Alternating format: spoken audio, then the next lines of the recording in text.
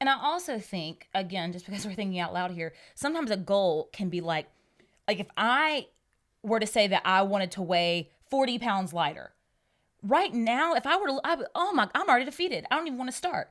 Versus if I say, I want to exercise every day.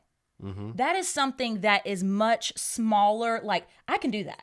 And I might have a day or two or a couple that I fall off the wagon, but I can, what, the next day? What's my goal? Exercise. Yep. What's my goal? It's not lose 40 pounds. Like, I feel like a lot of times we say, oh, we've got to have measurable goals.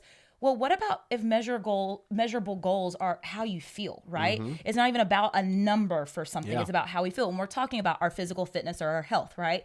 But the same is true of, for example, my journey in education.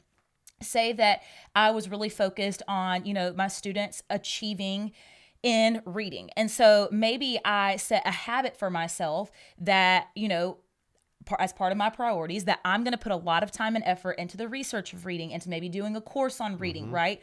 But I'm not going to say I want for every single one of my students to be met on the standardized test, because that might be like an unachievable goal. It might be a goal where it's just going to bum me out, you right? can't control that. But if I see that my students are growing, and again, my habit is not focused on getting every single child at met. My habit is I want to put a little effort into research every single day. I want to put a little effort into trying something new, into practicing something in my classroom. And so that's why I think for me, it's much more manageable, and I end up really, I guess, being motivated to strive for the best pieces of me, because that's really what goals are, right? The best pieces of me.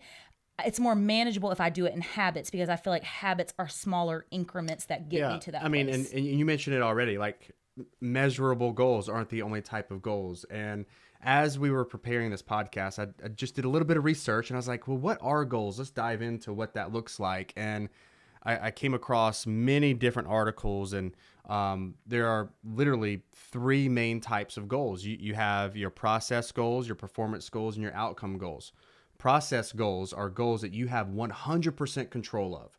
So that example that you were talking about just now, with 100% of your kids getting met and on the reading standardized test, that is not something that's feasible. Like, that is not a goal that's attainable, that's that you're able to control the outcome of.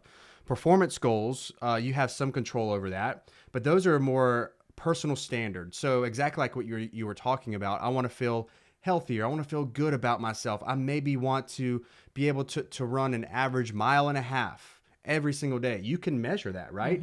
And you have most of your control is just leaning on you, the individual. Now, where we fall off the wagon are the outcome goals. The outcome goals are based on winning. You're not able to be in control of it. So for example, if you want a job, you graduate from college and this is the only job that you've ever wanted, you want to work for this employer, hopefully you'll be able to get that job. But at the end of the day, you may not reach that goal. That may not be an attainable goal, just like what you were talking about earlier with the reading standard. And so we have to look and see what goals are we trying to tackle, which goals are important. The habitual outcomes, like you were talking about, those are process specific, because you can say every morning, I'm going to wake up at this certain time and I'm going to go and work out for 15, 20 minutes. You have control over that.